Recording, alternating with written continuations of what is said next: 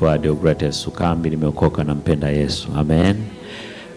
Pastor Morris ni rafiki yangu na tumekuwa tukiwasiliana mara kadha wa kadha kwa ajili ya kufika hapa kwa ajili ya huduma, na mambo ya wakati wa Mungu ni mazuri zaidi. Tulifikiria kwamba tunaweza tukafanikiwa kwa mwaka jana ikashindikana, lakini imempendeza Mungu. Leo ndio siku aliyoifanya Bwana na tutaishangilia na kuifurahia. Amen. Na sitaki kuahidi kwamba kuna makubwa yatatokea, lakini nadhani tukishamaliza hapa tutaona kama makubwa yametokea ama la. Amen. Ni mtumishi wa Mungu, ninamtumikia Mungu kwenye maeneo mbalimbali, lakini pia ni mwanasaikolojia katika eneo la saikolojia ya jamii. Ni mtaalamu wa masuala ya afya ya akili kwa maana ya ukufunzi pamoja na tiba, lakini pia ni mtaalamu wa masuala ya malezi, ni mume na ni baba. Amen. Ni mume na ni baba, na mke wangu anajua kwamba nipo hapa, sijatoroka nyumbani lakini kutokana na majukumu ya kihuduma kwenye kanisa lao, leo ni sikukuu ya wamama, kwa hiyo yeye ni kiongozi, so yupo huko kwa ajili ya kutekeleza majukumu hayo. Kwa hiyo mimi leo nipo hapa ninamwakilisha kwa sababu sisi ni mwili mmoja, si ndio? Kwa hiyo usiulize mke wake yuko wapi, yupo. Amen. So nilikuwa naongea na mtumishi wa Mungu Jonathan na nikawa namwambia kwamba sijajua, sina uhakika ninatakiwa kuongea nini, lakini ninatamani niongee kitu ambacho kwenye kanisa sio kitu ambacho kinazungumzwa mara kwa mara. Bwana Yesu apewe sifa sana. Kwa sababu mimi ni mwanasaikolojia, kuna namna fulani tu huwa napendaga kutumia lugha ya saikolojia hata katika kuhubiri. Kwa hiyo naomba leo, tofauti na siku zingine zote, leo nitaongea jambo ambalo ni very sensitive kwa kanisa la Mungu. Ni muhimu sana kwako, ni muhimu sana kwenye maisha yako ya kiuchumi, muhimu sana kwenye maisha yako ya kiroho, ya kiimani, muhimu sana kwenye maisha yako ya kimahusiano, kwenye ndoa, muhimu sana kwenye maisha yako ya malezi ya watoto kwa wale ambao ni wazazi, lakini pia ni muhimu sana kwenye safari yako ya kwenda mbinguni ikiwa kweli unatamani kufika mbinguni. Kwa hiyo ninatamani kuongelea kuhusiana na akili au nafasi ya akili kwenye mafanikio ya safari ya kiimani. Bwana Yesu asifiwe sana. Nafasi ya akili katika kitabu cha Wakorinto wa kwanza sura ya 15 mstari wa 34, tuanzie hapo. Wakorinto wa kwanza sura ya 15 mstari wa 34, maandiko yanatuhamasisha kwa habari ya kutumia akili ipasavyo.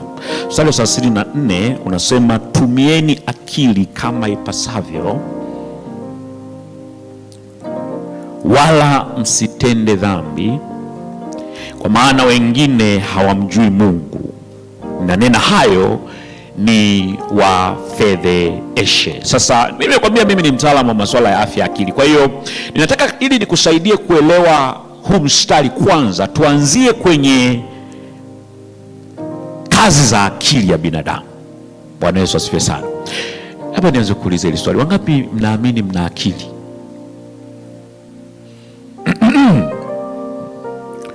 Wangapi mnaamini mna akili timamu?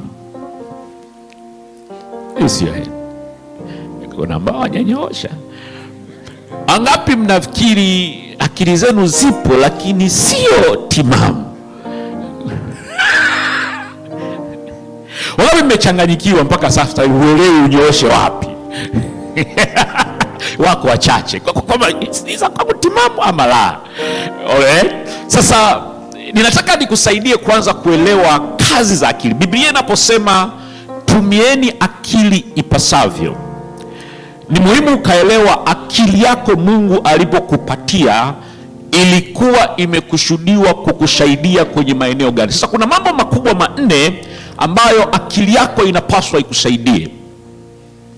Eneo la kwanza, akili yako inatakiwa ikusaidie wewe kujilinda dhidi ya watu na mazingira unayoishi. Jambo la kwanza, Watu watabaki kuwa watu. Utakutana na watu wazuri na watu wabaya, watu waovyo na watu wanaojielewa, watu wenye akili timamu na watu waliochanganyikiwa. Utakutana na wanaume wa maana na wanaume waliochanganyikiwa. Utakutana na mabinti wa maana na mabinti waliochanganyikiwa. Kuna marafiki wa maana na marafiki wa ovyo. Kuna walevi, kuna watakatifu, kuna wema, na huwezi ukatupangia sisi tuweje. Bwana Yesu apewe sifa. Kazi yetu sisi ni kuhakikisha tunakuvuruga. Kazi yako ni kuhakikisha hauvurugiki. Tukikuvuruga ukavurugika, maana yake akili yako imeshindwa kukusaidia kutekeleza wajibu wako wa kujilinda dhidi yetu. Mimi nitabaki na madhaifu yangu, nitabaki na tabia zangu mbaya, nitabaki na matatizo yangu. Mume wako atabaki na madhaifu yake, mke wako atabaki na shida zake, girlfriend wako na mchumba wako anayetakiwa naye ana ya kwake. You should be able to protect yourself. Bwana asifiwe sana. Kitendo cha kwanza kunitaka mimi nibadilike ili wewe maisha yako yawe ya amani, hiyo ni dalili ya kwamba akili yako haifanyi kazi inavyotakiwa. Haleluya. Unatakiwa uwe na uwezo wa kufurahia praise kama ilivyo. Kitendo cha kutaka wengine wabadilike, to accommodate your expectation, to accommodate your ambition, to accommodate your illusion, ina maana akili yako kuna namna haifanyi kazi inavyostahili. Bwana asifiwe sana. Wako baadhi ya watu utakutana nao kwenye maisha, you have to walk away from them. Hiyo pia ni akili. Uwezo ukaanza kunifiksi mtoto wa mama mkwe ili ni kufiti in matarajio yako, na mimi sitaki, by the way, hata sijui kama nina matatizo, so walk away. Sio kila binadamu anafaa kuwa rafiki yako. Sio kila binadamu anafaa kuwa kwenye saiko yako. Sio kila binadamu anafaa kuwa karibu nawe. Sometimes akili yako inatakiwa kukwambia walk. So walk away, walk away, unalazimisha mimi niendelee. Hiyo ni dalili ya kwamba akili yako ina matatizo. Bwana asifiwe sana. Kwa sababu Mungu alikupa akili kwa sababu alikuwa anajua kuna watu wahovyo wako duniani, and you should be able to protect yourself. Mungu alikuwa anajua kuna vinywaji vya ovyo vipo duniani, lazima ujifunze kuviepuka. Mungu alikuwa anajua kuna mazingira ya ovyo na ni lazima ujifunze kuepuka. Sio kila mazingira ya kwenda, sio kila kinywaji cha kunywa, sio kila chakula. Haleluya. Sio kila vazi la kuvaa. Akili yako inapaswa ikwambie I cannot wear this. Kwa maana kuna wakati mwingine unakutana na mtu amevaa mpaka unamuuliza huyu ana akili timamu? Si ndio? Maana yake kuna mahali akili yake haifanyi kazi kwa namna inavyostahili. Kwa usitake dunia ibadilike kwa ajili yako. Jamani, wachungaji wa uongo watakuwepo, manabii wa uongo watakuwepo, wanaume wa uongo wapo. Sasa usianze kutuambia wanaume wote wanaume ni watu jilinde. Kwani unakutanaga nao? Yaani jiulize, kwani wanaume wa maana wapo? Kwa nini wewe kila siku unakutana na wanaume wa ajabu? Why are you so connected with these broken creatures? Sasa mwisho wa siku umetujumuisha wote. Nilimsikia mmoja juzi anasema akina Ima wote mbwa. Something is wrong. Kwa sababu wako akina wengine ambao sio mbwa. Sasa wewe wa mbwa unakutanaga nao wapi? Kuna mabinti wengine wazuri tu, kwa nini unakutana nao wahovyo? Bwana asifiwe sana. Maana akili yako kuna mahali inakusaliti. Mgeukia jirani yako mwambie samee watu hawana matatizo. Tatizo lipo kwako. Sisi hatuna matatizo. Sisi tuna enjoy maisha yetu. Sisi tunaishi sisi ndio, this is the best we can be. Yaani kuna mtu mwingine anaweza kukuta ni waovyo lakini ndo kajitahidi ya era yote. Kajitahidi mpaka mwisho. Sio kama unanielewa. Kuna yani wenzako kajitahidi mpaka mwisho lakini kinachotokea ni kituko, ila ndio wamejitahidi mpaka mwisho. Sasa wewe kutarajia anaweza akabadilika zaidi ya hapo ni tatizo. Huwa naongea hata na wanandoa. Mimi pia ni counselor wa ndoa. Huwa naambia unajua wakati mwingine unakutana na mtoto wa mama mke kashavurugika, ukajikuta tu umejichanganya umeolewa naye. Anajitahidi mpaka mwisho ndio kafikia hapo. Sasa wewe jifanye Yesu msaidizi, unataka kufinyanga. Hiyo kuna watu wanajikuta kama ni assistant Jesus na kufinyanga na kuponda ponda nafanyaje? Utazeeka hajafinyangika, you will be disappointed. Kuna wakati mwingine shukuru Mungu kwa kila jambo. Chagua kimoja cha maana, furahia, move on. is what it is. Kwa sababu kila wakati ukiniambia una tabia mbaya, najiuliza hii tabia mbaya mbona siioni? Bwana asifiwe sana. Kwa hiyo akili yako inatakiwa kusaidia ujilinde dhidi ya ulimwengu unaoishi. Lakini kazi ya pili ya akili yako inatakiwa ikusaidie wewe kuwalinda wengine dhidi yako wewe mwenyewe.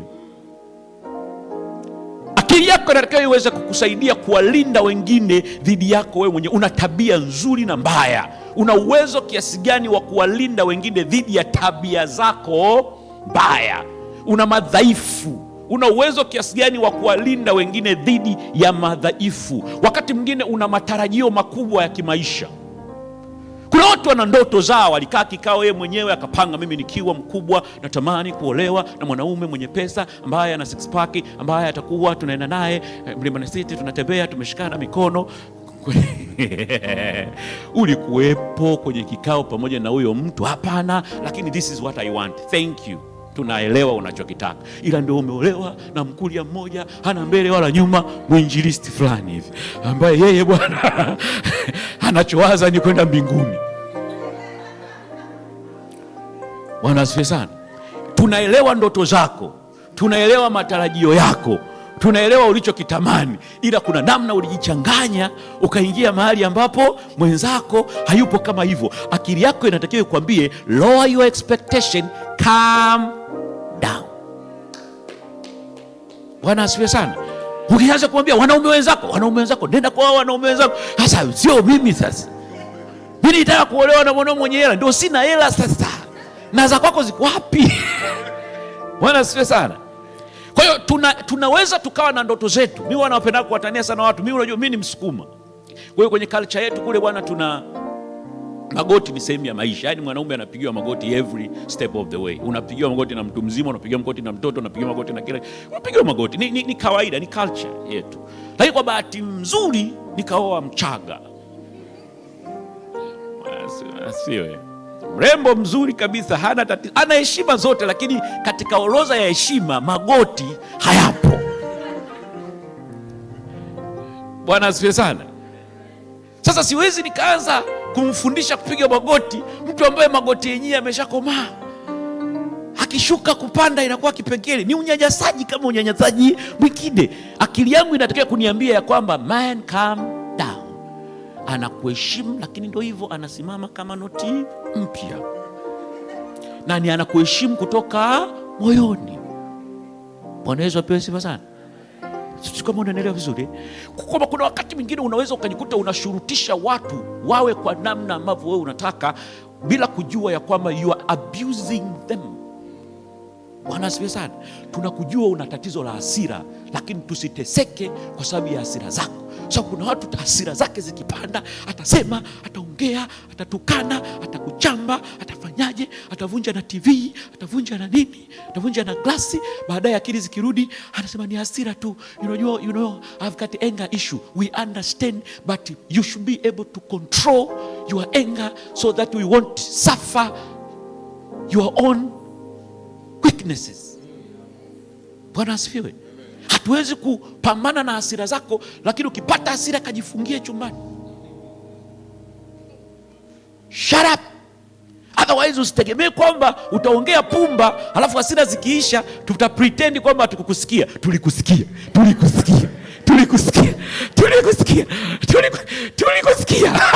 Oh, ni hasira. Nakwambia hivi, tulikusikia. Unajua nieleweni, hatukuelewi.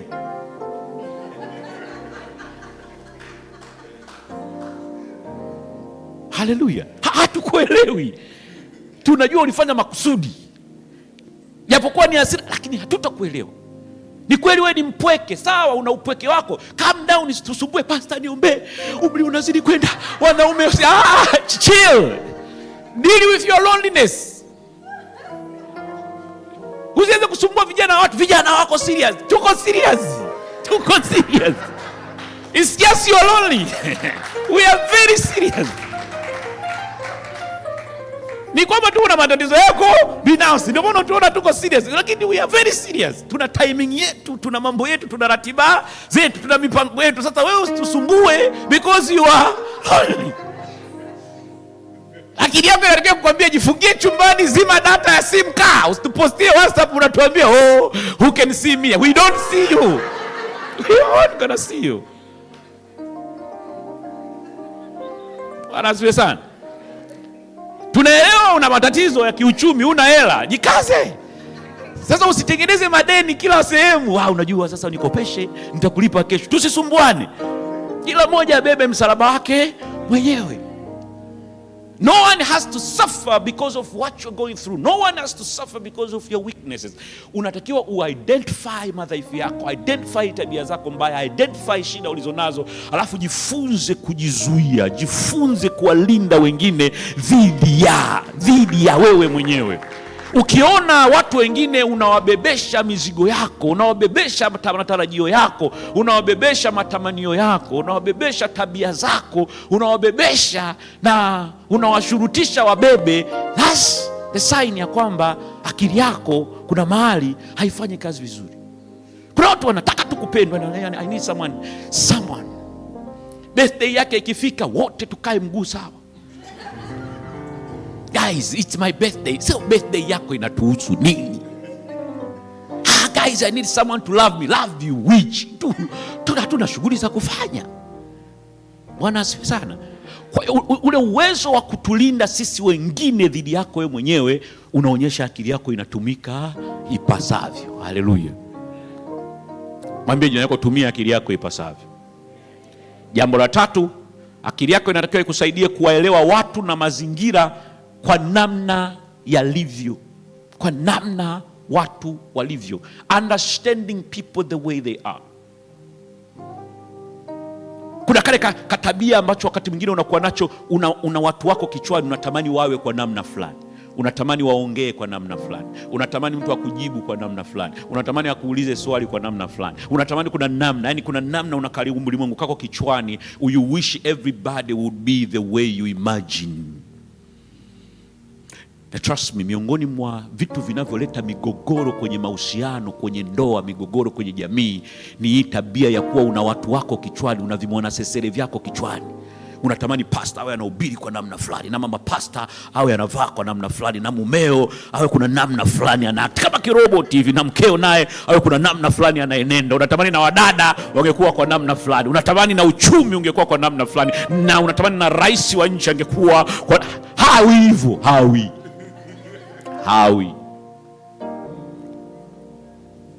Na kwa hiyo wakati mwingine inaanza kutrigger tabia ya watu kutaka watu wawaelewe.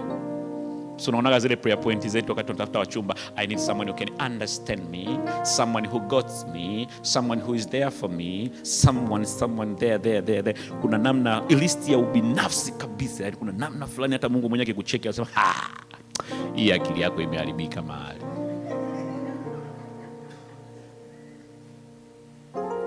Bwana asifiwe sana.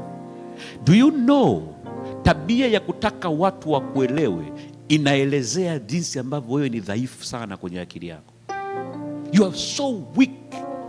Na kwa taarifa yako, dunia haitakuelewa. Na tukiamua kukuelewa, tutakuelewa hata kama ueleweki. Na tukiamua hatutakuelewa hata kama unaeleweka. Yaani hivi ndivyo tulivyo. Yaani mimi nikiamua Jonathan sikuelewi, hata kama ujielezee kiasi gani, kuna namna nimeamua sikuelewi. Mimi kuna watu hawanielewi na ninawaelewa. Bwana sio. Unaweza kuona hapa Pastor Morris kanialika kanisani nije kuhubiri. Kuna wachungaji hapa mjini wananiona kama Freemason, hawanielewi. Sio kosa lao. Mimi sasa nikitaka kila mmoja anielewe, mimi ndio nitakuwa na tatizo.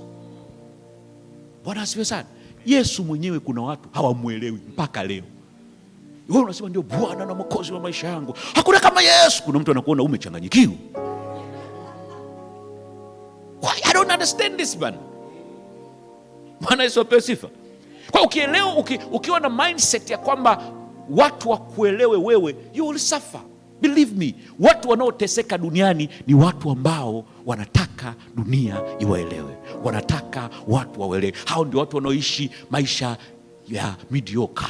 Because every time you want to make a move kwenye biashara, unafikiria watu watanionaje. Every time unataka ku make move kwenye huduma, watu watanionaje. Every time Mungu anakuambia go for something, watu watanionaje, watu watanichukulia. Una sauti zako za ndani za kutaka kufikia matarajio ya watu wengine. Let me tell you something, forget about what people think of you.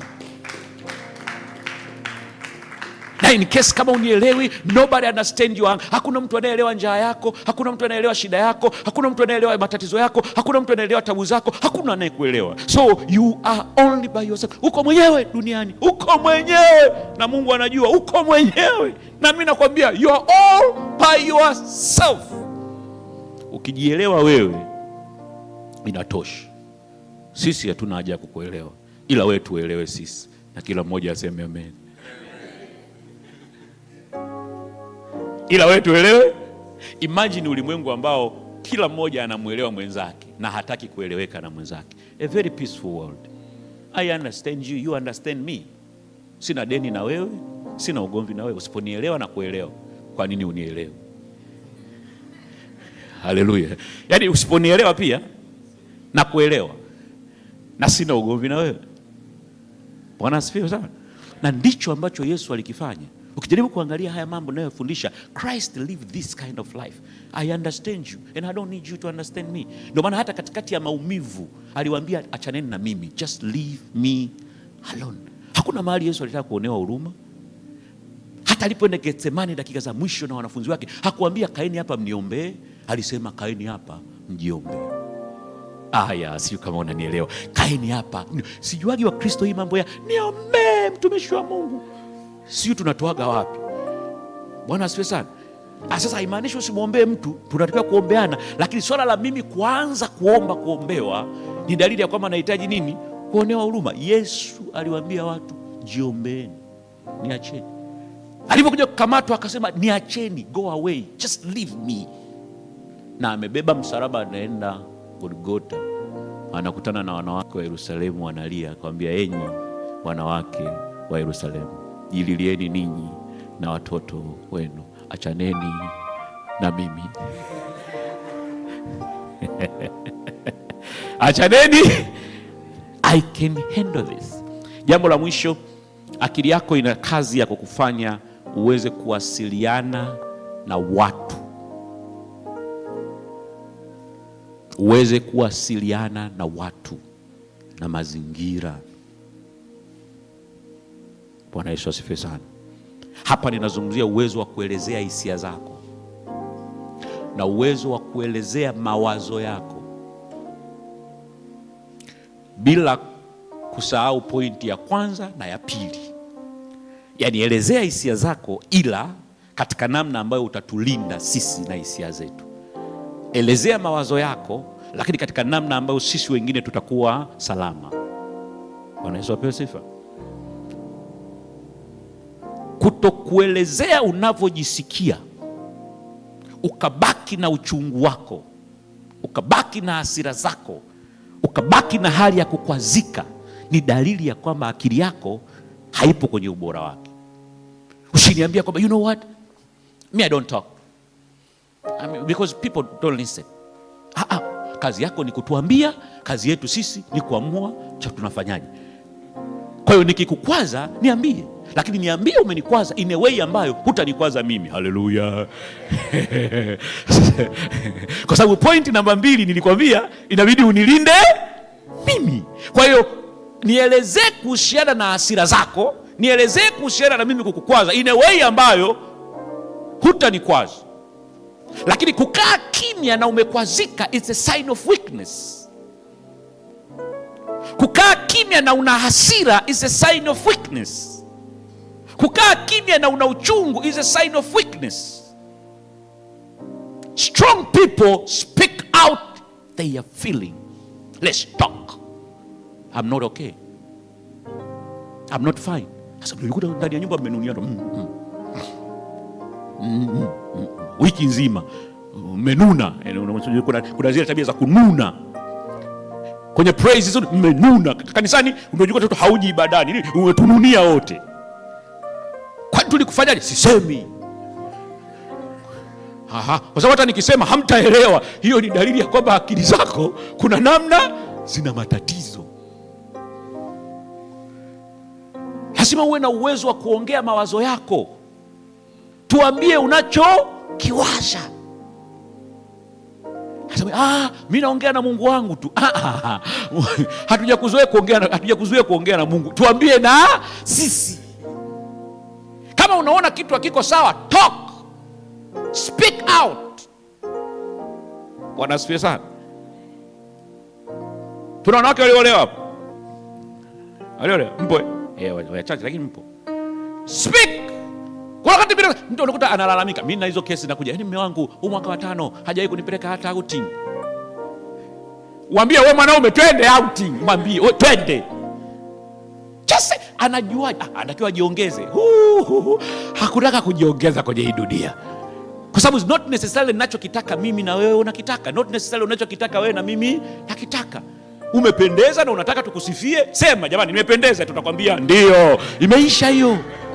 Sasa unakuwa unapita, watu hatawaoni. Tunaonaje? Tuna mambo mengi, tushavurugwa na vitu vingi. You speak it out. Bwana asifiwe sana. Uwezo wa kuongea unachokiwaza kinaonyesha vile ambavyo akili yako inatumika ipasavyo. Biblia inasema tumieni akili ipasavyo wala msitende dhambi. Ndugu yangu, wewe unasemaje kama alivyosema yule? Unamchukua mtu unampeleka out, unakula nini? Chochote. Unakunywa nini? Chochote. Wewe binadamu gani? Unajishusha brandi. Speak.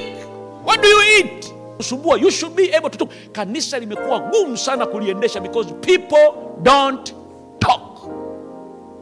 Wako tu. Bwana atatupigania nasi tutanyamaza kimya. Semeni tujue.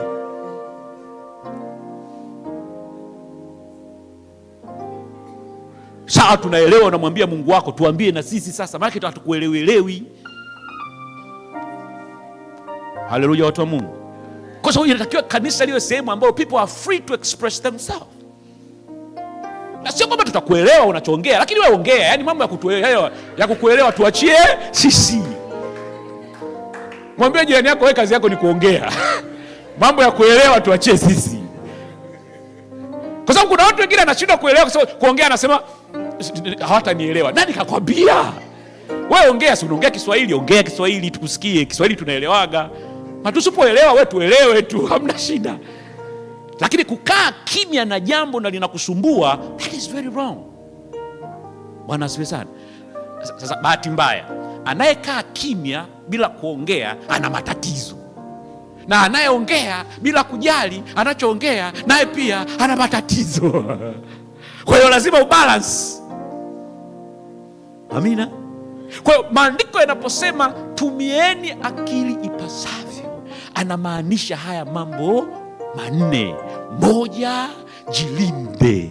2, walinde. 3, waelewe. 4, wasiliana.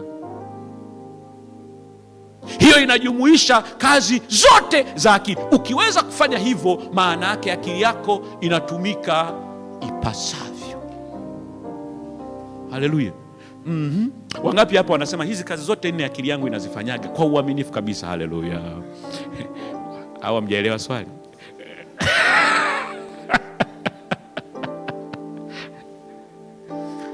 Mpaka hapa utakuja kugundua ya kwamba tuna maandiko huwa tunayasoma, lakini we don't understand because you don't understand the psychological part of something.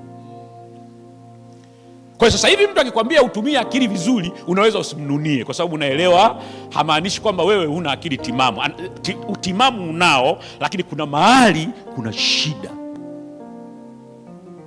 Bwana asifiwe sana.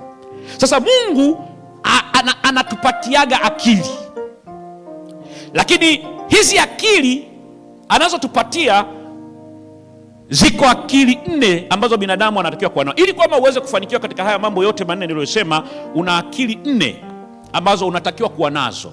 Katika kitabu cha Timotheo wa pili sura ya pili mstari wa 7. Timotheo wa pili sura ya pili mstari wa 7. Timotheo wa pili sura ya pili mstari wa 7, maandiko yanasema, yafahamu sana hayo ni yasemayo, kwa maana Bwana atakupa akili katika mambo yote.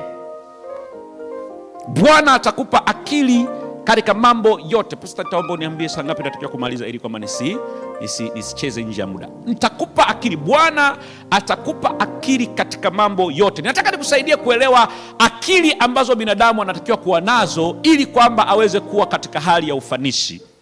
Binadamu ili kwamba awe katika hali ya ufanisi kimaisha, ili kwamba aweze kufanikiwa katika yale matumizi manne tuliyoyasema, anatakiwa kuwa na akili kubwa 4 au aina 4 ya akili, ambazo hizi akili ndio unatakiwa upewe, au Timotheo anaambiwa atapewa na Bwana. Waraka wa pili wa Mtume Paulo kwa Timotheo anamwambia Bwana atakupa akili katika mambo yote. Mambo gani unatakiwa kuwa na akili katika hayo? Mambo gani? Kuna mambo manne ambayo unatakiwa kuwa na akili katika hayo.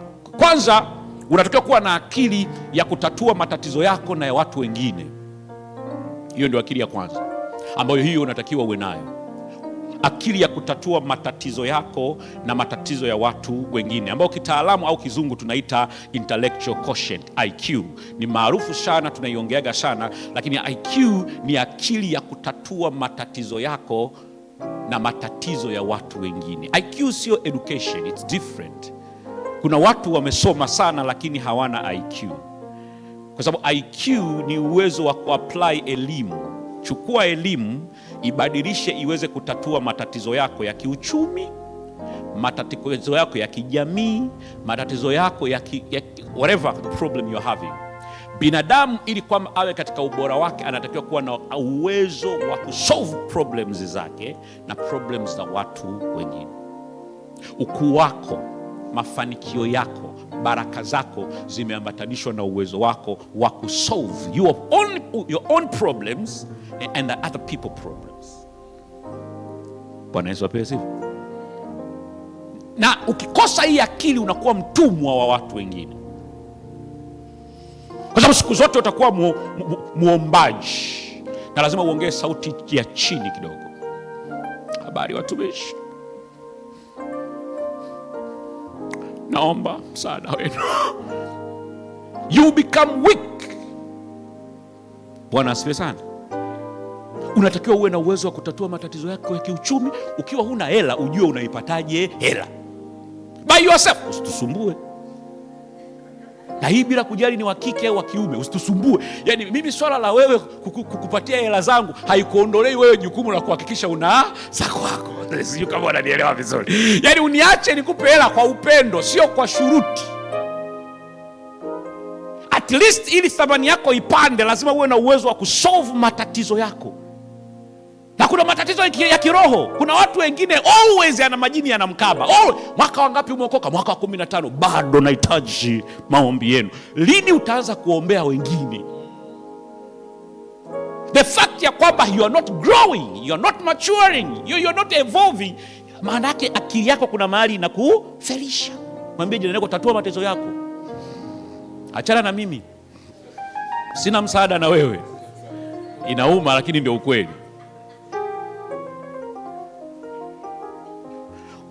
Usigeuze mahusiano na watu kama kichaka cha kubebewa mizigo iliyokushinda. Kuna mtu akiwa mpweke anatafuta kuchati naye, akiwa hana hela anatafuta wa kumuomba, akiwa sijuka kauka kiroho anatafuta wa kumuombea, akiwa hana kampani anatafuta wa kwenda kuzurura naye. Yaani katika kila kitu kuna namna unamtafuta mtu. Maandiko yanasema amelaaniwa mtu yule amtegemeaye mwanadamu, aliyemfanya mwanadamu kuwa ndio kinga yake moyoni mwake, amemwacha Mungu. Bwana yake amelaaniwa mtu yule atafutaye suluhisho la matatizo yake kwa watu wengine. Ndio maana yake. And I don't care kama mume wako ni mke wako, I don't care, kwa sababu mume na mke wao ni binadamu pia. Amelaaniwa mke amtegemeaye mume, amelaaniwa. Mume wangu, mume wako kafanyaje? Ulikuja naye duniani na umelaaniwa. Ukiwa mke na unategemea mume wako ndio atakutia moyo, atakuombea, atakupa hela, na wewe unakalana kako. Haleluya. anatakiwa afanye kwa furaha, anatakiwa afanye kwa sababu ana wajibu wa kufanya, sio afanye kwa sababu asipofanya utateseka. Unatakiwa akifanya unashukuru, asipofanya unanena kwa lugha. Yaani wewe kwako wewe sawa tu, ukinipenda sawa, usiponipenda sawa, ukinipa hela sawa, usiponipa sawa, ukinitia moyo poa, usiponitia pia nasonga mbele kama Injili. Yaani sina ugomvi na mtu, yaani asisumbuke na mtu. Ukiona ukifanyiwa unafurahi, usipofanyiwa unanuna, ujue kuna mahali kuna kalana hapo kanatembea. Akili yako haiko vizuri. Haleluya. Na siku hizi tunaenda mbali zaidi, Jonathan, mpaka wanaume nao wanatafuta mke wa kumsaidia na kutafuta mwanamke ambaye atanisaidia. Changamoto za kiuchumi zimekuwa nyingi sana. Wanatafuta mwanamke ambaye sio goalkeeper ili kwamba tusaidiane. Kijana, kama hela yenyewe kulani maisha yako huna, naomba tafadhali usituletee matatizo. Kufa single sio dhambi. Dhambi ni kuwa mzinzi. Wewe kama vipi, achana na hizo biashara. Sasa kama huwezi kuendesha maisha yako, unatafuta mtoto mwingine wa baba mkwe wa nini? Unakuja kumtesa mtoto wa watu. Tafuta mtu wa kushirikiana naye maisha. Nani kakwambia mnashirikiana maisha? Na nani?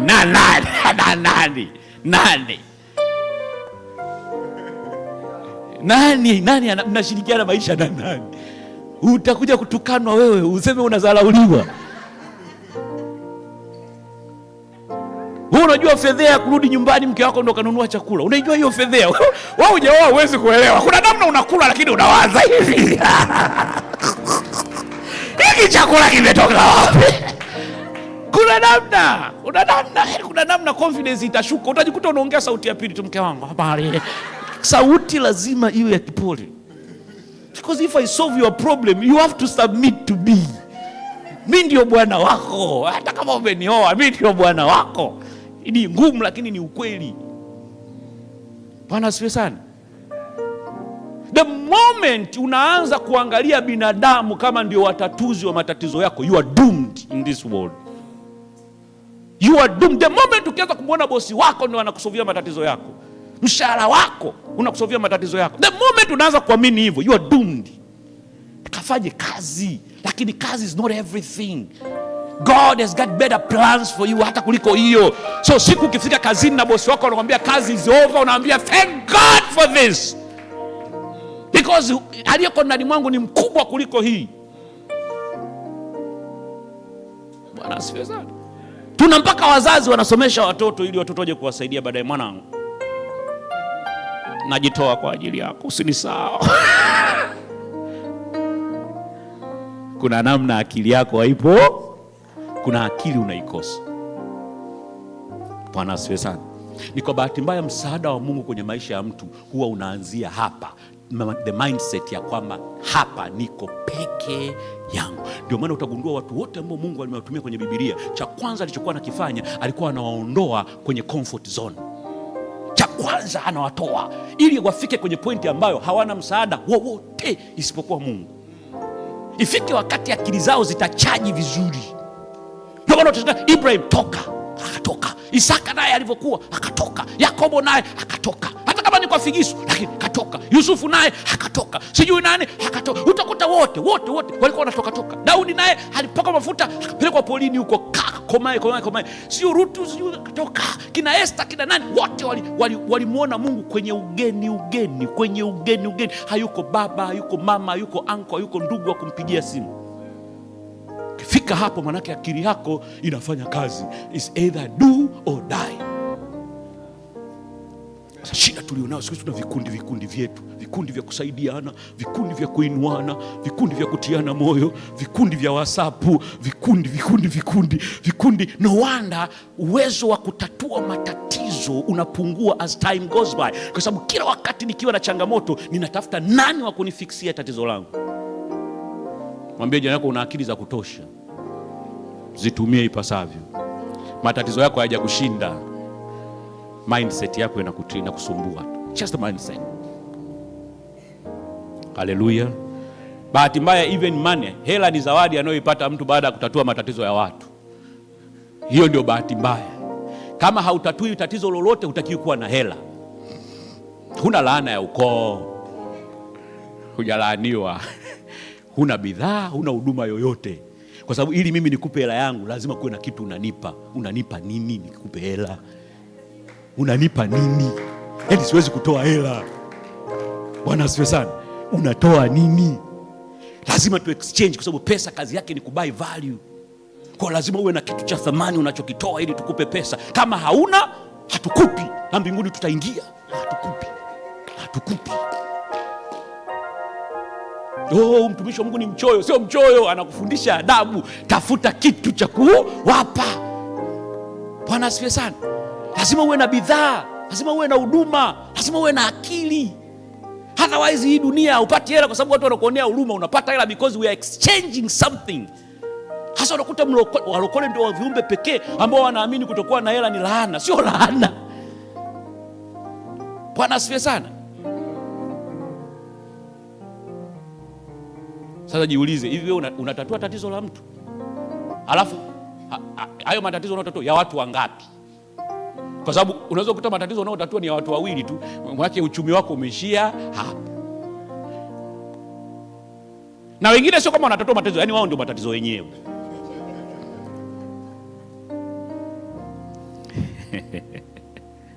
Bwana asifiwe sana. Hata Mungu kusaidia kupata hela inabidi angalau umtatulie Mungu matatizo yake. Sasa hata ya Mungu huyatatui. Na wale ambao wanasema mimi nikiolewa mume wangu atanitatulia matatizo. Hivi kiwango cha hela mume wako anayokupatia kinategemea namna gani unatatua matatizo yake. Unaweza ukaolewa na hela yake usiione, kwa sababu kila akirudi nyumbani wewe ndio tatizo lingine. Wadada, haleluya. Nimekukatisha tamani. Akili ya pili ni akili ya kuchangamana na kuhusiana na watu. Akili ya kuchangamana na kuhusiana na watu, kitaalamu tunaita social quotient. Uwezo wa kuchangamana na watu wengine, uwezo wa kuhusiana na watu wengine, uwezo wa kukaa katikati ya kundi la watu na uwe comfortable bila wasiwasi, uwezo wa kuchangamana. Toka nje, nenda out, kaa na watu, vikundi, piga story, cheka nao, interact nao, furahi nao. Hii nayo inahitaji akili. Kuna watu hawana hii akili. Yaani swala la kutoka ndani kuchangamana na watu anahitaji kufunga na kuomba, Bwana nitie nguvu, takasa usemi wangu, nipe maneno ya kusema, niongoze.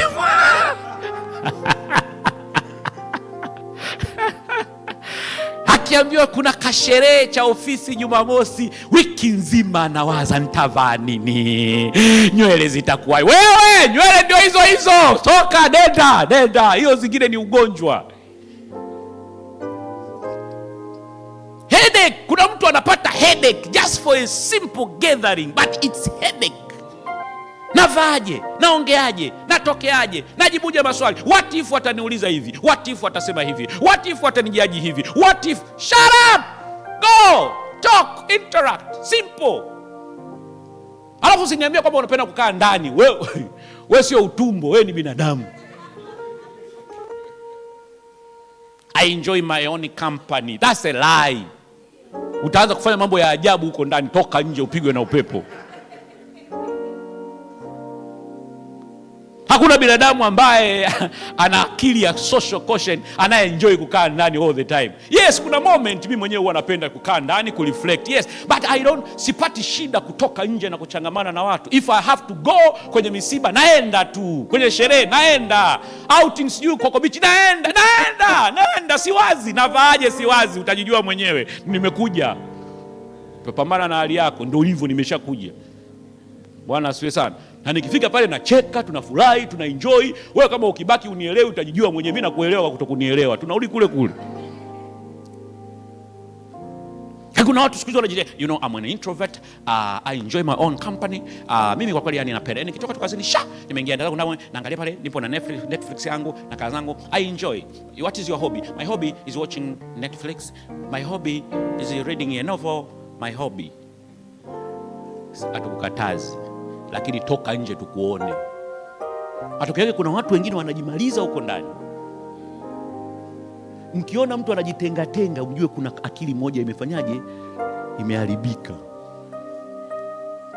Hakunaga mtu eti yani yule ni mpole, yani mkimya, yani haongeagi, mgonjwa yani ni mkimya. Hamna. ana shida, na wengine wanaendaga mpaka wanajiua hivi hivi. Yani unajua, he was a very cool person. He was not cool, he was sick. Bwana si watu wa Mungu. It's not funny. Unafanyaje biashara wewe wakati wewe yani kuongeaga uwezi, kuchangamana uwezi? Unafanyaje biashara? Au ndio unafanya biashara ya mtandaoni? Mimi nafanya online business. Nauza bidhaa zangu online na send delivery. Wewe toka nje. Kuhubiri injili unatakiwa uweze kuchangamana. Kufanya biashara unatakiwa uweze kufanyaje? Kuchangamana. Everything. To have a good time you have to interact. Ukianza kuona swala la kutoka nje kuchangamana na binadamu wenzako, una overthink, unawaza, unajipanga ili uweze kuchangamana. Something is wrong. Kuna akili imekosekana. Haleluya wa Mungu. Hao watu wapo makanisani. Unashaka tukadisapia kwenye group la WhatsApp la kanisa, ka left. Mmemwadi ka left tena.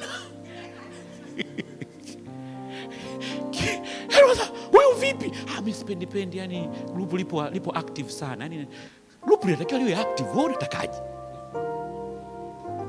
I don't like places where people talk. Kwa hiyo unatakaje? Tukae kimya. Bwana asifiwe. Mwambie jirani yako changamana na watu. Na wakulia kwako mwambie changamana na watu. Na wakushoto mwambie usijitenge. Mwambie sio sifa. Unatuhitaji. You need us. Bwana asifiwe sana. Unajua kuna ile pia wakati mwingine mtu anajitenga kwa sababu unajua uchumi wangu hauko vizuri. Wewe mambo ya uchumi wako hauko vizuri tunajua aje sisi? Wewe njoo changamka, ndio huko utapata na dili zingine. Changamka, jionyeshe kama umekubaliwa na Bwana, mtendakazi asiye sababu na kutayarika, una vibe. Haleluya. Unajua wakati mwingine hata hela zinawafuata watu waliochangamka. Ukiwa mpole sana hela haiji. Changamka. Mtu anakuta mpole mpaka hela anasema, "Woi, huyu nikienda kwa huyu jamaa ataniweka ndani sitatumika." Hela inaogopa kuja, wale najua hauna matumizi. Toka nje, changamka. Pesa inahitaji watu wenye changamko la nafsi. Zinakujaga hizo kwa sababu umechangamka. Toka hata kama una hela, wewe nenda, Bwana atakupigania huko mbele ya safari. Haleluya. Si Waswahili wanasema mtembea bure sio mkaa bure. Nisonga mbele. Wala sio sasa sina hela namtafuta Bwana anipe hela. Ukifunga sana utakuwa tu na njaa na utakonda, utapata hela. Sababu hela inapatikana nje, ipo ndani. Haleluya. Na in case unaendelea kuchanganyikiwa, nikwambie fedha na dhahabu sio za mali ya Bwana. Fedha na dhahabu ni zile za kule chini, ndio mali ya Bwana. Kwenye Kiingereza anasema silver and gold ndio mali ya Bwana, huko alizidi ndio baba yako wa mbinguni anamiliki. Hizi noti hizi sio za mali ya baba yako wa mbinguni, tafadhali. Zile noti ni za BOT, Bank of Tanzania, sio za Mungu. Mungu atengenezi noti. Kwa hiyo ukiingia kwenye maombi, muombe Mungu akupe kitalu cha kuchimba dhahabu. Usimwambie akupe hela.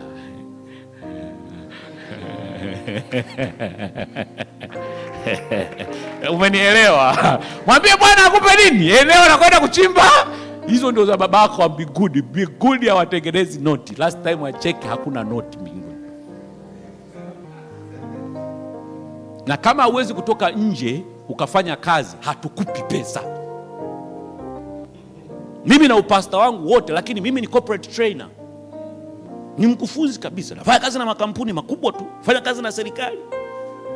Na nikienda pale nimekula suti pale, hamna haleluya, hakuna Bwana Yesu asifiwe, hakuna kunena kwa lugha, hakuna vifungu vya Biblia. Unakata nyanga za kitaalamu na kibobezi na wanakupa hela vizuri, unasonga mbele.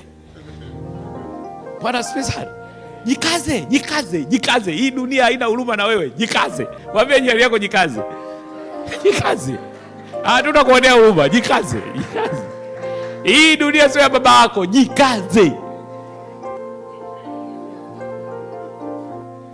I'm telling you the truth. Yaani kama unaishi kwa kuonea huruma utateseka sana.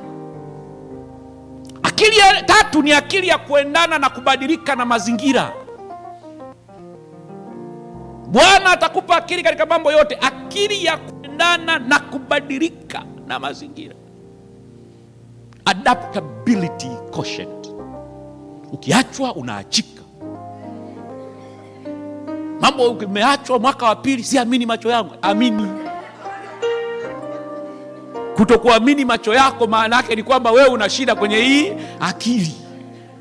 Haikwambia kuanzia leo mimi na wewe basi jikaze, lia, lakini songa mbele kama ambulance.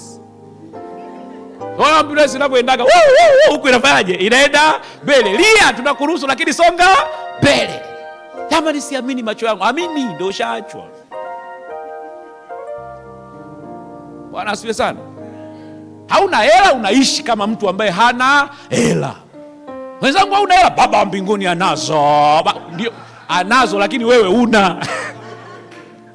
Kwa hiyo unakula kwa mujibu wa bajeti yako, unavaa kwa mujibu wa bajeti yako, unaishi kwa mujibu wa bajeti yako. Na kama inabidi uuze iPhone Pro nini ukanunua kitochi, nunua.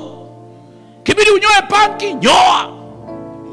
Tunaita kuadapt. Sasa wewe ukiwa na hela unaishi vizuri, huna bado unataka kuishi vizuri kwa gharama ya nani?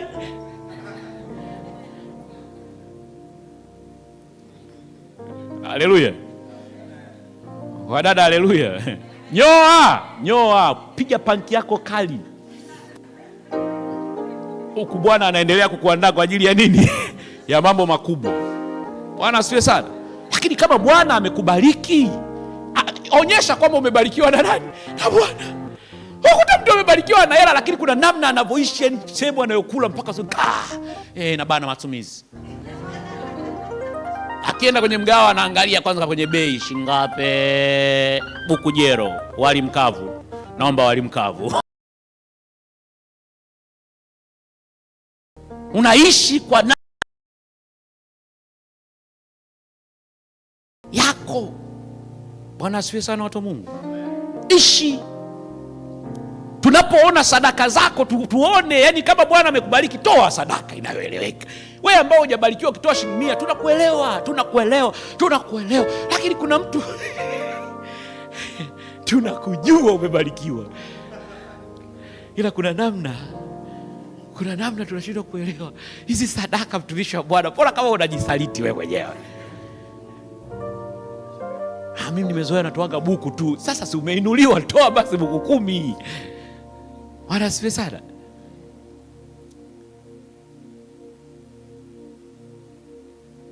Unatakiwa uadapti na nini jamani? Na mazingira. Ukiwa single unaishi kama single.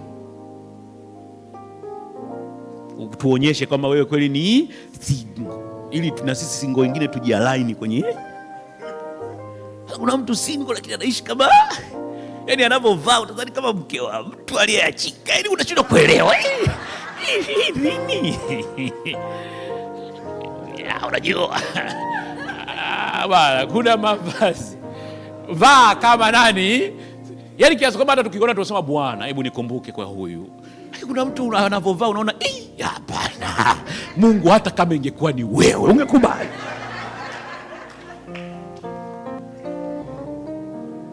Anasifiwe. Kuna vijana yani ni single lakini kuna namna yuko yani rafrafu, yani vitu havijapangika. Kiasi kama ni wadada wanakuwa sema Bwana hapana, yani hata kama ni hata kama kikombe hiki kiniepuke.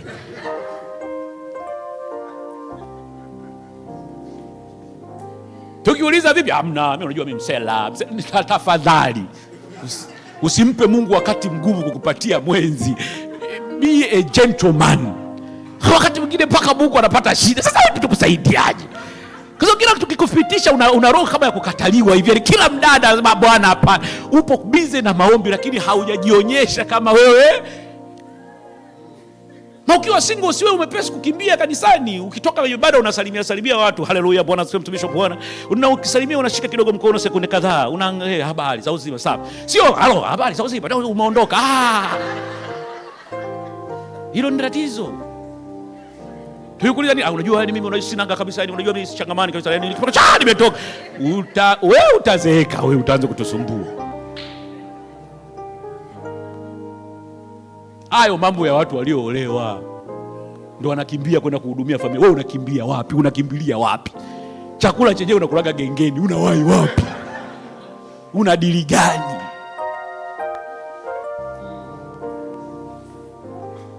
Leo unakuta wakati mwingine tunapata tunapata shida sana makanisani. Wale vijana wako bize, utazani kweli wako bize. Ibada za katikati hawaji, ibada za Jumapili wanachelewa. Wao ulikuwa wapi? Una nyumba hata ya kupiga deki, chumba chenyewe unachokaa ni self confused room, kitanda hapo hapo, jiko hapo hapo, makabati hapo hapo. Umepiga deki saa ngapi?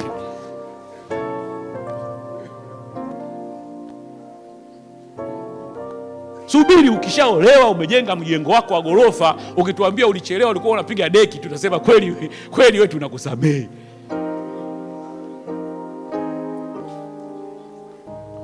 Haleluya, watu wa Mungu. Adapti. Kuna watu wanapata shida sana mjini kwa sababu ya kupretend, maisha ya kupretend.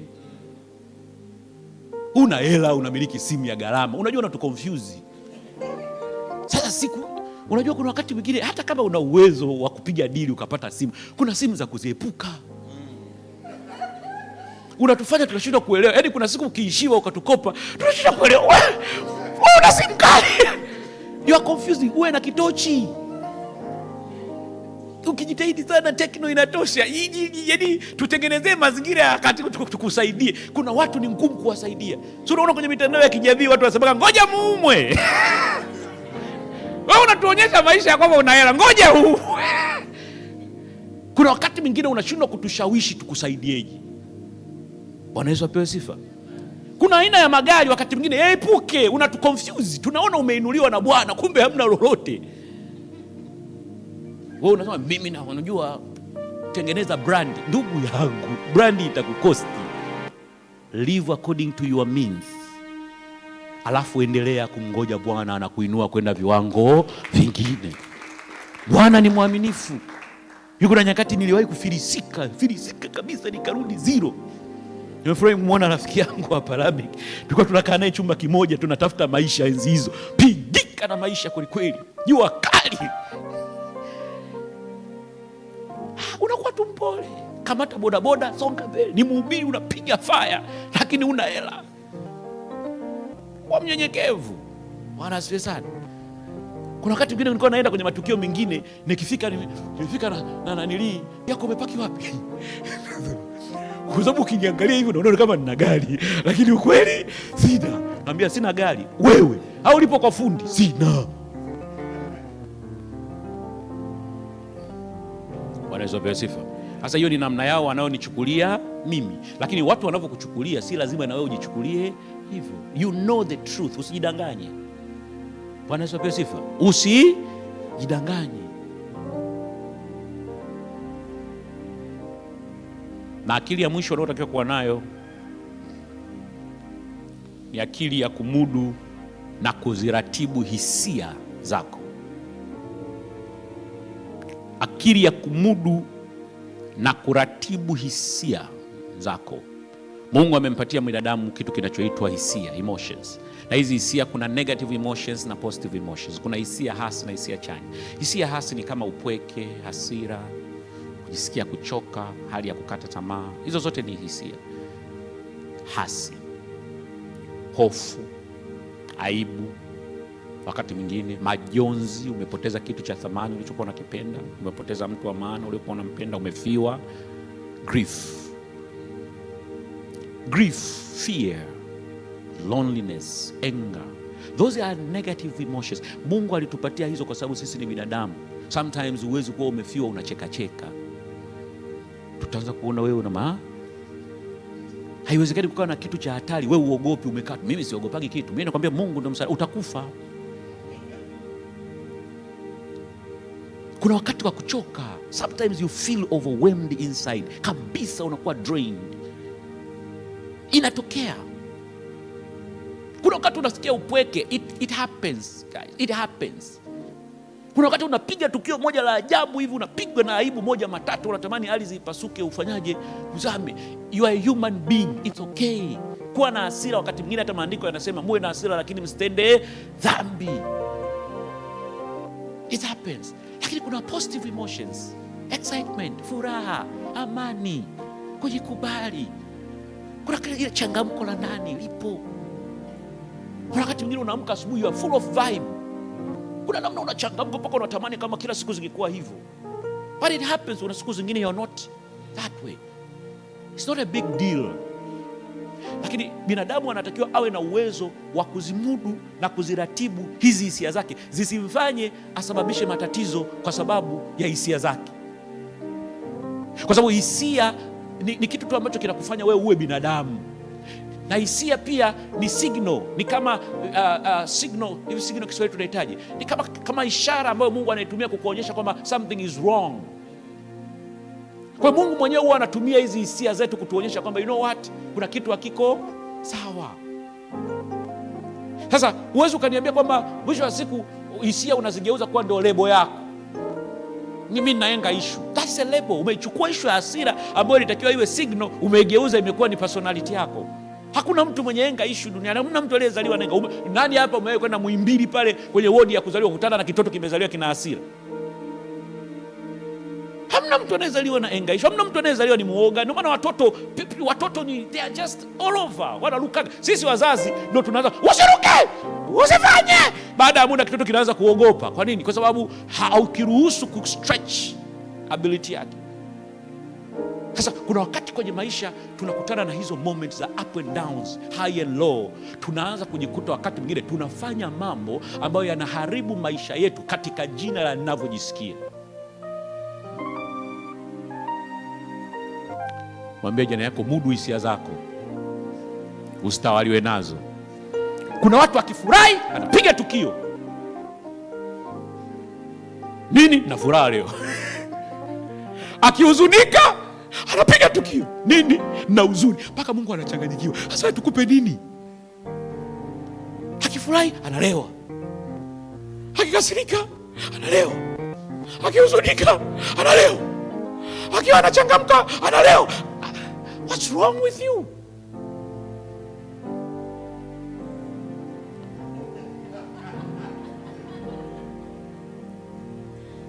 Bwana asifiwe sana. Utaanza kusema una roho ya kukataliwa, kumbe mudi zako zinakuponza. Kuna watu wakifurahi anataka watu wote tuache shughuli zetu tufurahi naye. Guys, I'm so happy today. Usitusumbue, sisi we are not happy. We are not happy. Usitulazimishe kwa sababu you are happy. Everybody awe happy. Hamna, wewe leo you are happy, we are not happy. Jana ulikuwa sad, sisi tulikuwa happy. Tuache. Yeye kutana na hao watu. Yaani akichangamka wote mchangamke. Akinuna wote mnuniane. Akizira mziri. Yaani akitaka sitaki kuongea, msiongee. Akitaka kuongea lazima tuongee. Tafadhali. Tuheshimiane. Haleluya watu wa Mungu. It's okay to have emotions. Ni sawa, lakini lazima uwe na uwezo wa kumudu na kuziratibu. Zisikubadilishe tabia zako. The way you feel should not be your behavior. Unajisikia vibaya, but make sure you control your attitude and behavior to the point ambayo tutakuelewa wewe ni mtu wa tabia hii. Yaani tuna uwezo wa kukusoma ya kwamba wewe ni mtu wa tabia hii. Sio ukivurugwa tabia imebadilika, ukichangamka tabia imebadilika. Yaani kuna watu mpaka Mungu mwenyewe anasema huna address. Why? Kwa sababu wewe unabadilika kulingana na unavyojisikia. Siku ukiwa unajisikia vizuri, umependeza, mpaka na lipstiki, nywele ziko sawa. Ukiamka vibaya, umebonga dera, nywele umevuruga, leo niko vibaya. Jikaze, wewe vaa tu vizuri. Bwana asifiwe sana. Because unajua sisi pia katika dunia hatuwezi kuelewa namna unavyojisikia. Sisi tutakujaji kwa namna unavyoact. Wakati mwingine unawezekana ukawa unaogopa. Sisi tunafanya public speaking, it happens kabisa. The other time niliitwa kwenye kufanya presentation moja kwenye jeshi la polisi, yakutana na wazee wana mavyeo wao kama 800 hivi, gwanda vyeo nini, maafisa waadhimu. Kasema leo ndio leo. Unajua ni kuna kuongea na watu, afu kuna kuongea na watu ambao wamevaa gwanda. Bwana asifiwe sana. Sasa hapo watu wameshakulipia tiketi ya ndege, wameshakulipia na hoteli, alafu uende pale uzingue. Jikaze. Bwana asifiwe sana. Inatakiwa ufanyaje? Ujikaze. Yaani hapa you are not playing games. Kwa hiyo unawezekana ukawa unaogopa, lakini unatakiwa uwe na uwezo wa kuregulate fear yako in a such way usikwamishe mipango kwa sababu ya hofu zako. Bwana asifiwe sana. Hii inaenda hata kwa vijana. Kijana, ogopa, tetemeka, lakini kama Bwana amekwambia huyu ndio binti ambaye utamuoa, tetemeka, lakini Bwana nenda. Naogopa lakini amayaje, naenda. Ukaruka bwana, kuta mtu kashaolewa. Aya, nilikuwa nataka kuoa, umeshachelewa. Acha unenda, usema hata nikataa. Kukataliwa ni sehemu ya maisha. Kataliwa, utakataliwa na wa kwanza, wa pili, wa tatu, wa tano, watafanyaje? Na watu wote tuseme amen. Sasa hizi akili nne kwa sehemu kubwa Mungu huwa anamkabidhi mzazi kuzitengeneza kwa mtoto kabla Mungu hajaanza kuzitengeneza kwa mtoto. Katika kitabu cha Mithali sura ya 22 mstari wa 6, Biblia anasema mlee mtoto katika njia pasayo, naye hatoiacha hata atakapokuwa mzee. Nao mimi ni mtaalamu wa malezi, kwa hiyo naomba nikusaidie kitu wakati namalizia. Biblia anaposema mlee mtoto katika njia ya mpasayo, tafsiri yake ni kwamba Mungu amekabidhi jukumu la kumshape binadamu kwa wazazi wake. Yaani Mungu amekabidhi hilo jukumu kwa wazazi. Timotheo wakati anaambiwa kwamba Bwana atakupatia akili katika mambo yote, alikuwa tayari ameshakuwa mtu mzima. So I want you to understand this. Mungu atakupatia akili zote wewe, lakini swala la mtoto wako ni wewe unajenga foundation ya ikiwa Mungu ataweza kumpatia hizo akili au Mungu atashindwa kumpatia hata akili moja. Maandiko yanasema mlee mtoto katika njia, naye hatoiacha hata atakapokuwa mzee. Tafsiri yake ni kwamba hiyo njia utakayomlea mtoto wako, hata Mungu hataweza kumbadilisha. Atamtengeneza kwenye hiyo njia, atafanya naye kazi kwenye hiyo njia, lakini hatomtoa kwenye hiyo njia. Ndio maana katika maisha yako usitarajie utakutana na kiumbe ambaye anafanana na wewe. Kwa nini? Kwa sababu wazazi wenu wanatofautiana. Kuna njia ambayo kuna binadamu amewekwa na wazazi wake, yupo hapo, ndio mume wako, ndio mke wako, ndio rafiki yako, ndio bosi wako, na yeye amekaa kwenye hiyo njia for years na hana mpango wa kubadilisha. Na hata Mungu anaheshimu hiyo njia. Sio kama Wakristo mnajua kuna wakati Mungu anaheshimu mpaka waganga wa kienyeji, anaheshimu mpaka walevi. Yaani wewe ndio una hasira nao, ila Mungu hanaga hasira nao, anawaelewa. Mtu kaeka kwenye njia ya ulevi anahitaji neema ya Mungu ili abadilike. Sisi tunasema ana dhambi nyingi. Sio dhambi tu, ni swala la njia. Ndio maana narudi kukwambia kwamba sio watu wote wanafaa kuwa marafiki zako. Kuna watu wana njia ya hatari, yaani wamewekwa kwenye njia ya ovyo. Wewe umejichanganya na umejipachika hapo. Bwana Yesu apewe sifa sana. Bwana Yesu asifiwe sana. Here is the thing. Binadamu ana hatua 4 za kulelewa au katika malezi. Sasa kwa sababu wewe uliwahi kulelewa, hii inakuhusu hata kama hujapata mtoto. Kwa hiyo usinisikilizie kwa sikio la mzazi, nisikilizie kwa sikio la mtoto. Bwana asifiwe sana. Kwa wale ambao wamefanikiwa kuwa na watoto, then angalau itawasaidia kuangalia kwa wazazi pia. Binadamu ana stage kama 4 hivi za safari ya kulelewa. Stage ya kwanza ni stage ambayo yeye binadamu anahitaji kuongozwa kwa kila kitu na mzazi wake. Mamlaka na mfumo mzima wa maisha yake anategemea kwa mzazi. Ni katika kipindi cha mwaka 0 mpaka miaka 12. 0 mpaka miaka 12, binadamu yoyote anamwamini mzazi kuliko kiumbe chochote, anamsikiliza mzazi kuliko kiumbe chochote, anategemea maelekezo ya mzazi kuliko mtu yoyote. Na katika kipindi hiko cha 0 mpaka miaka 12 ndipo mzazi anakuwa mlezi kwa mtoto wake. Okay, nimeongea mzazi na nimeongea mlezi, usichanganyikiwe. Unaweza ukawa mzazi lakini sio mlezi kwa mtoto.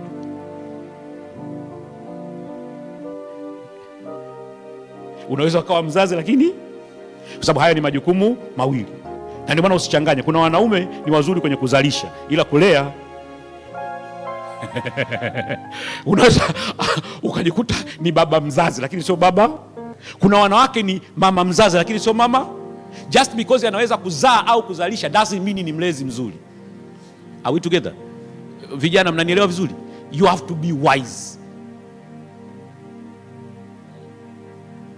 Sasa 0 mpaka miaka 12, wewe mzazi unakuwa na full authority kwa mtoto, na wakati ule wewe kwa mzazi wako, mzazi alikuwa na full authority kwako, because you don't have a choice.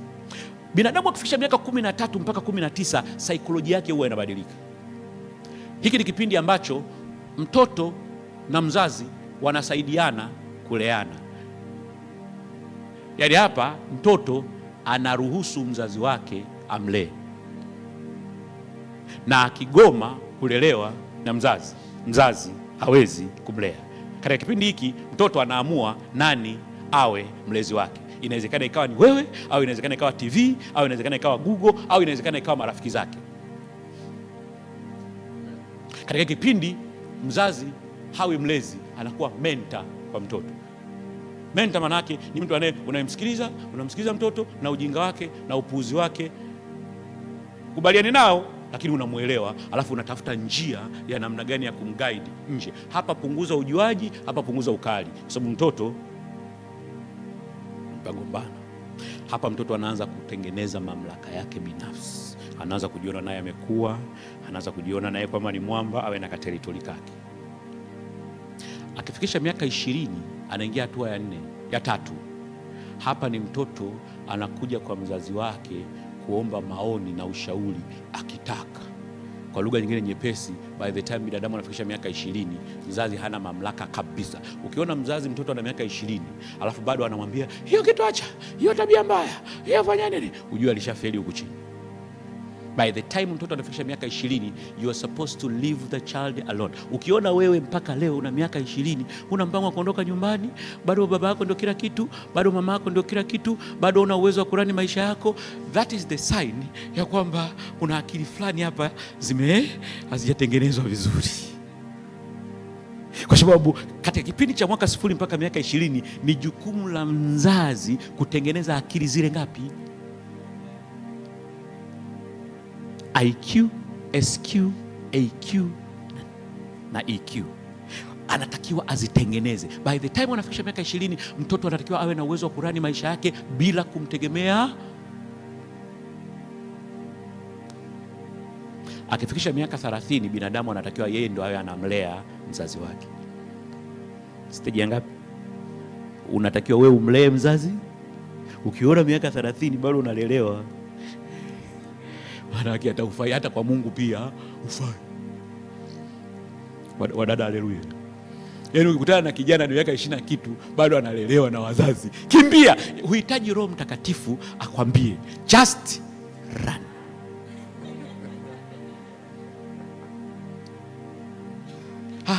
Naendelea kumsihi Bwana niambie ikiwa ndiye au si. Bwana hatakwambia, kwa sababu wewe akili zako hazifanyi kazi.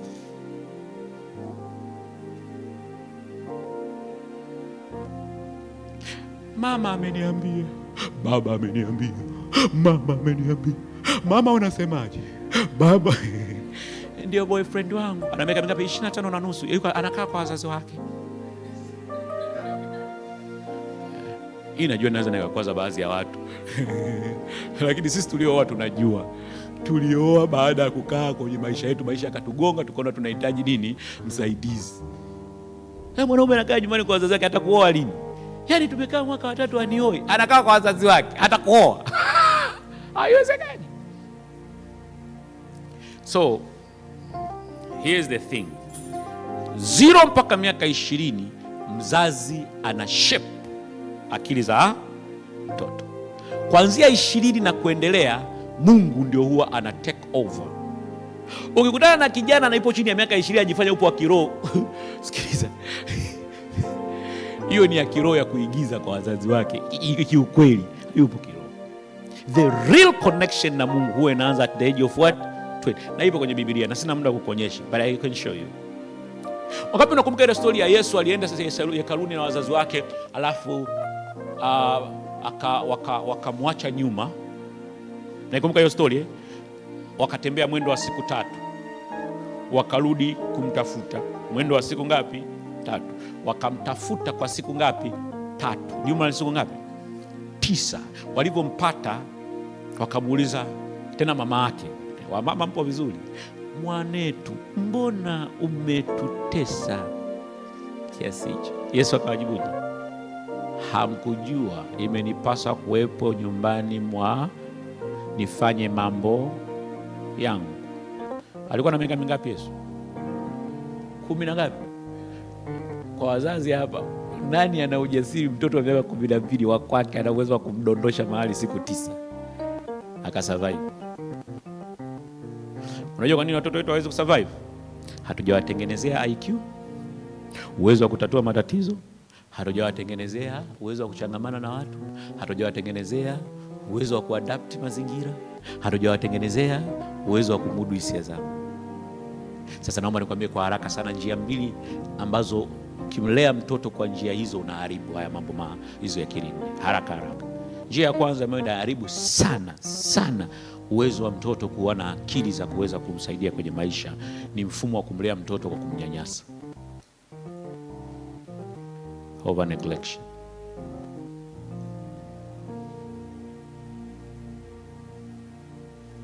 Manyanyaso. Inawezekana ikawa ni physical abuse. Mtoto anapigwa, mtoto anapewa kazi ngumu, mtoto chakula apewi. Hasa kama wewe ulipitia hayo maisha, unaweza ukaelewa ni kwa nini wakati mwingine unaweza ukafili kuna akili hazipo. Kuna baadhi ya akili zimefanyaje, zinakosekana. Inajaribu kusaidia kuelewa nini kilitokea.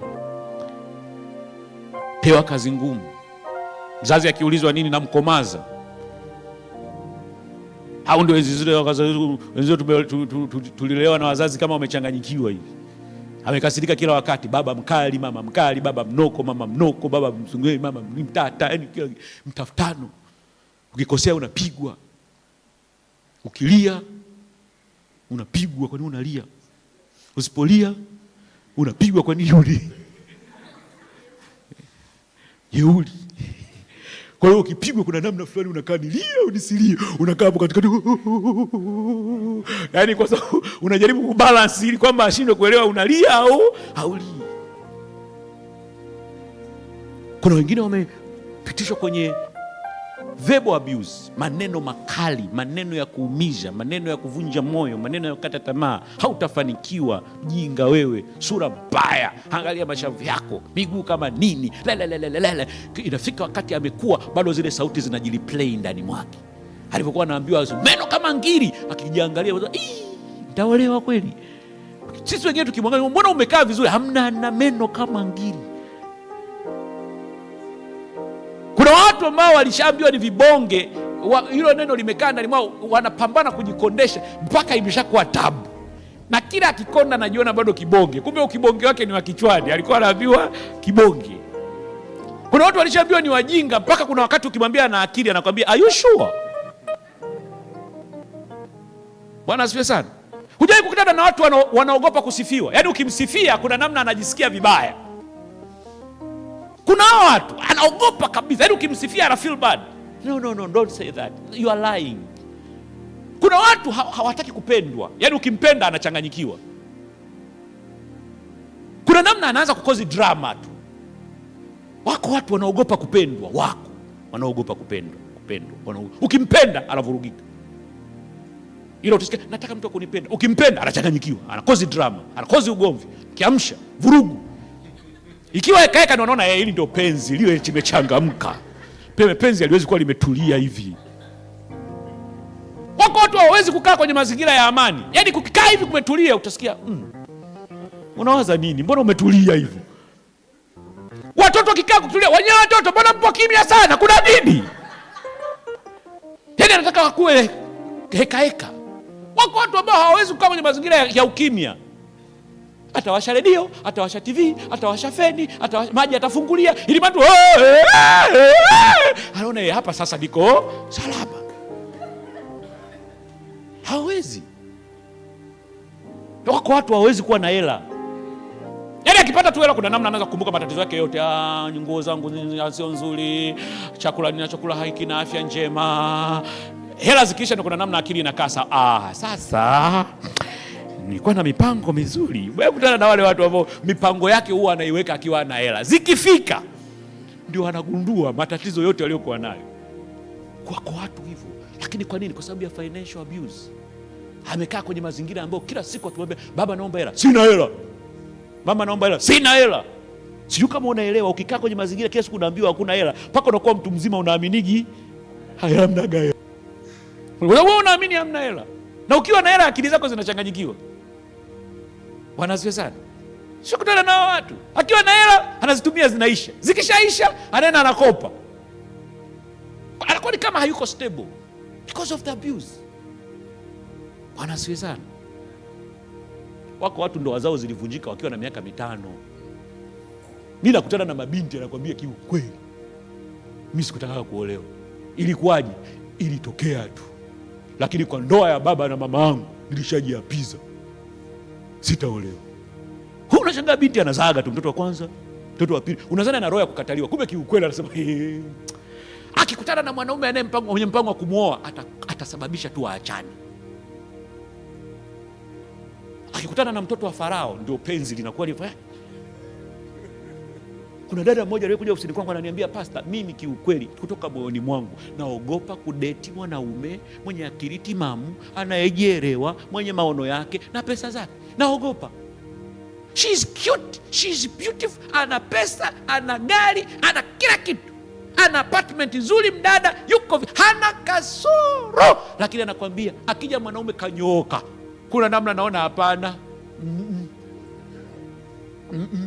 Kwa kwamba mimi na date na wanaume wa ajabu ajabu. Nikienda klabu nikamkuta mmoja mlevi ana matatu, nasema huyu. Nikamwambia kwa nini? Anasema nataka kudate mwanaume ambaye nikiamka asubuhi simtaki, nampiga block na muache, sijisikii guilty. Huyu kijana akiwa amenyoka nitamwonea huruma. Kwa hiyo bora niende na haya magube ili kwamba nikiamua kumwacha na muacha anytime. Na anasema kabisa, mtumishi, katika kitu kinachonikera ni kukaa na mwanaume nyumba moja zaidi ya siku 2. Siwezi. I cannot be a wife. I can't be a wife. Nikamuuliza kwa nini? Anasema maisha yangu yote sijawahi kumwona baba na mama wanakaa nyumba moja. Kwa hiyo I don't know how to live with a man. Yaani kuna namna mwanaume kwa karibu yangu, kuna namna akili haitulii. Najiuliza nianzie wapi?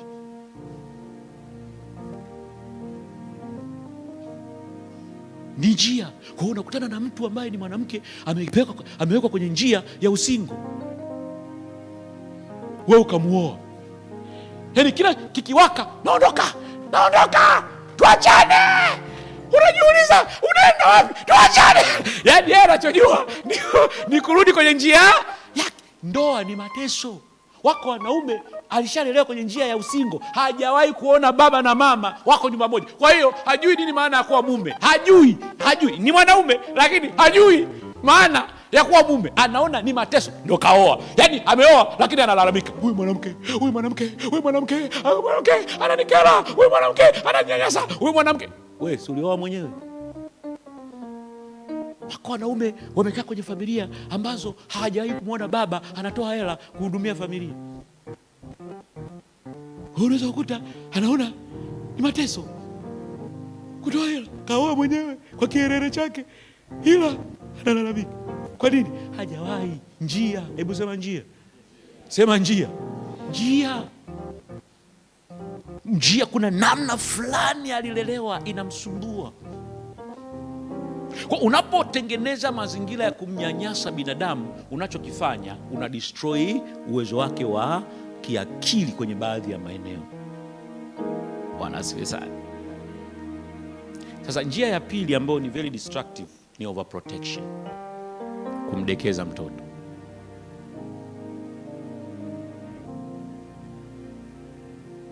In fact, mtu aliyenyanyaswa na mtu aliyedekezwa, they are the same.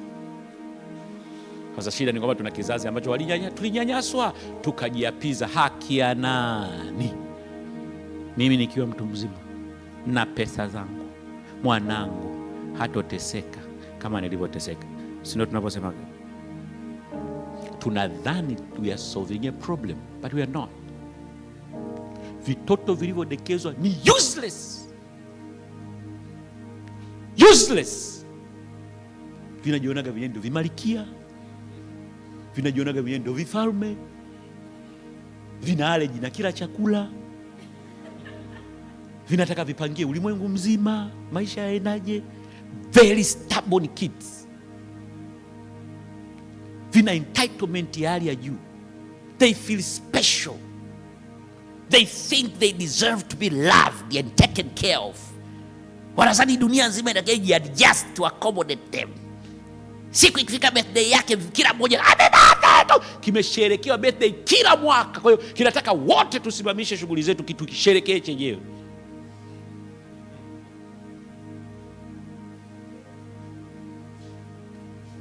Kinataka kusherekewa kwa vitu vya kijinga jinga.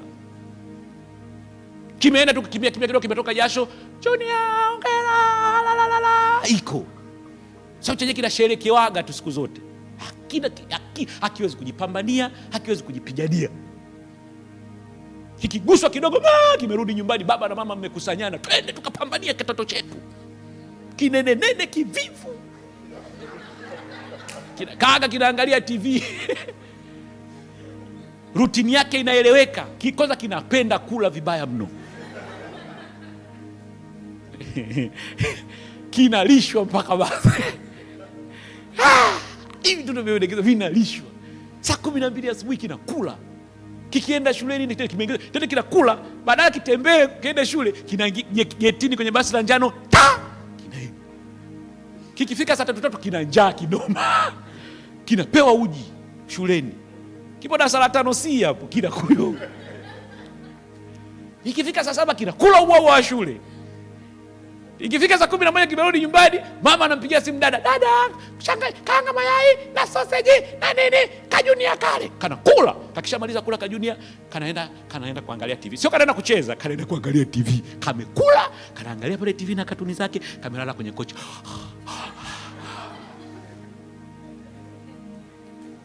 Anasubiria ugali wa chakula cha usiku. Alafu kikapiga simu, mami leo nataka kula pizza. Mami unapita unamnunulia Junior pizza. Umekuta nyumba moja diet 8. Junior anakula pizza, sijui Salome anakula sijui chips mayai, dada wa kazi anakula ugali sijui na mboga mboga, mama anakula sijui matunda, baba naye ana kisukari anakula.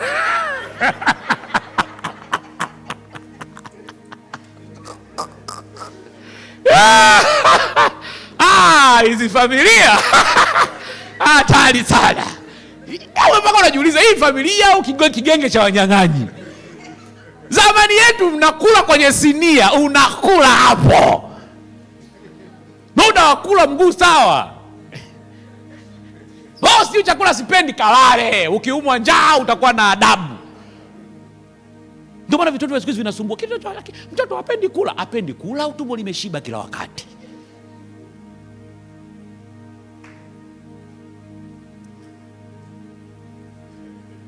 Kinapanga mpaka shule ya kusomeshwa. Mami ile shule matroni ana sura mbaya na muogopo.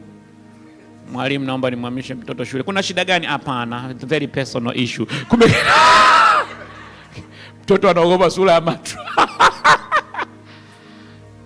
Anakupangia. Na unamuona ni malkia mfalme, unamwambia it's okay Junior. Unataka kwenda shule gani? Mami yoyote nzuri lakini it's okay. Wanyang'anyi wawili. Huyo mtoto akifika sasa olevu akaanza kukupangia shule gani aende, unaanza kumuona anakusumbua. Umeshamzoesha. Unasoma shule ninayokupeleka period. Kazi yako wewe ni kusoma, kazi yangu ni kuamua unaenda shule gani. It's done. Mtoto tusipangiane maisha. Siku hiyo inafika wakati Junior kinarudi kina homework, baba na mama na dada wa kazi wote tunashirikiana kufanya homework ya Junior. Huyo Junior atakuwa na akili ya kutatua matatizo yake. Homework tu mnakusanyika nyumba nzima. Homework yenyewe 2 jumlisha 5. Hesabu Junior 1 2 3 4 5 jumlisha 1. Ada unalipa na homework unafanya.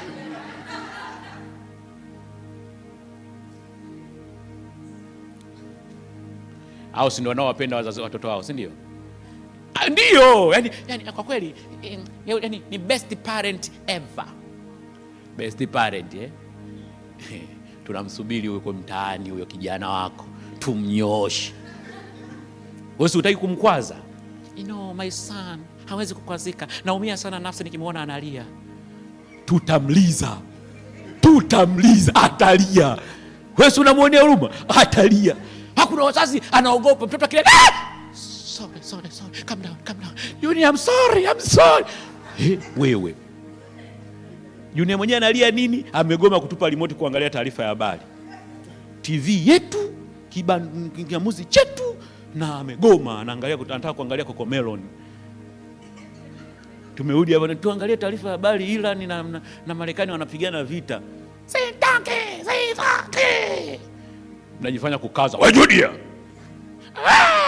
kana kutupia remote. Kana kimbia chumbani, kana babiza mlango pa.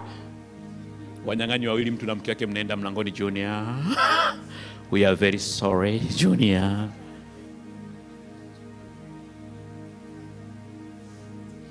Huyo ndio mtumishi wa Mungu ajaye. Huyo mtumishi wa Mungu huyo ndio Ibrahim, ndio Yusufu, ndio ataitwa na Mungu huyo. Wewe unajua heka za utumishi. Unajua tunapotoka jasho, inafika wakati hivi vitoto siku hizi kina graduate, kinapiga na masters na kinakaa nyumbani kwa wazazi wake. Hakitaki kufanya kazi yoyote kwa sababu hakuna kazi inayomfaa. Hakitaki kufanya biashara yoyote kwa sababu hamna biashara inayomfaa. Hakitaki kuolewa kwa sababu hakuna mwanaume anayemfaa. Hakitaki kuoa kwa sababu hakuna mwanamke anayemfaa. Yeye anataka kupata mke kama mama yake. Walikuwa wanakumbatiana, I love you Junior, I love you too mommy.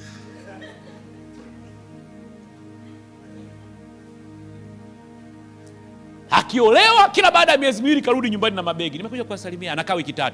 Huyo mke au mzululaji. Si ndio ndoa za siku hizi? Kila mwezi analipiwa tiketi na baba, anaenda kumtembelea. Njoo my darling, njoo, tumekumisi sana. Mke kawekwa kwenye njia ya kujiona yeye ni special, ni mtu fulani maalum hivi. Hiyo ni njia inayopaswa. Matokeo yake akikwazwa, reaction yake mpaka mnashindwa kuelewa hii ni reaction ya kukwazwa au ni nini. Watu wana overreact kwa vitu very minor. Povu limemtoka hivi, hata baba yangu hajawahi kunifanyia hivi. Mimi sio baba yako.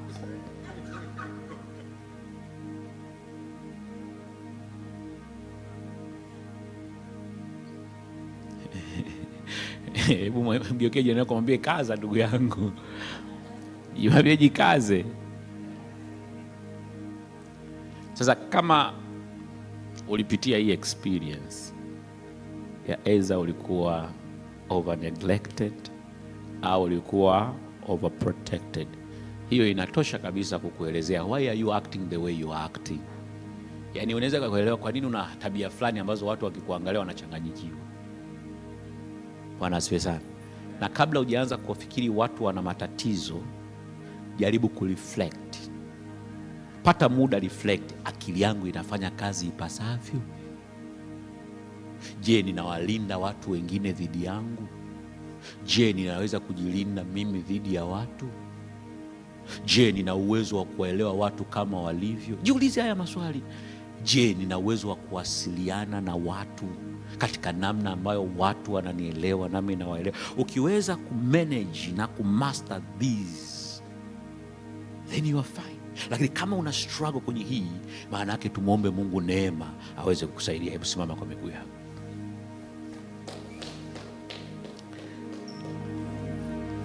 Sasa kwa wale ambao umewahi kusikia tatizo la afya ya akili, ndio hili sasa. Ningeanza kusema mwanzoni, mngeanza kupata shida, lakini this is what it means. Na tatizo la afya ya akili ni kwa bahati nzuri, si kwamba tu lipo kwenye saikolojia, lipo kwenye Biblia pia. Na kwenye Biblia hili tatizo tunaita moyo mgumu. Moyo mgumu ni lugha ya kibiblia ya tatizo la afya ya akili, ambalo kama mnajua vizuri au kama mnakumbuka vizuri, the reason kwa nini watu ilifika wakati wakaanza kupeana talaka kwenye ndoa ni kwa sababu ya hili tatizo, kwa sababu ya migogoro ya nafsi zao. Na Wayahudi walipata shida ya mioyo migumu kwa sababu waliteseka sana walipokuwa Misri. Kwa hiyo ninaomba sana ulichukulia hili jambo katika uzito ambao Mungu anaweza akatusaidia kuhakikisha tunatoka hapo vizuri kabisa.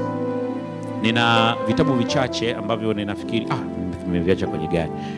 Nafikiri kwamba kwa wale ambao watahitaji kujifunza zaidi, especially kwenye eneo la malezi na maeneo mengine, basi naomba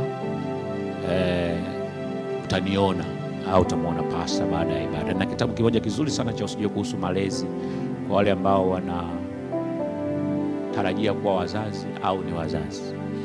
Na kitabu kingine cha Usijue Kuhusu Moyo Mgumu, ya hii changamoto niliyokuwa naizungumza. For some of you ambayo mnaona pengine unahitaji msaada kwenye haya mambo, basi kitabu kinaweza kukusaidia vizuri sana. Lakini pia kuna kitabu kingine kinachosijua kuhusu wanaume, cha kuwafaa sana wanaume pamoja na mabinti pia na walioko ndani ya ndoa pia. Lakini kwa sasa hivi ninaomba angalau tupate muda wa kumwomba Mungu kwa sehemu. Tuombee akili zetu. Bwana Yesu asifiwe sana. Tuombee akili zetu. Maandiko yanasema Mungu atakupa akili katika mambo yote.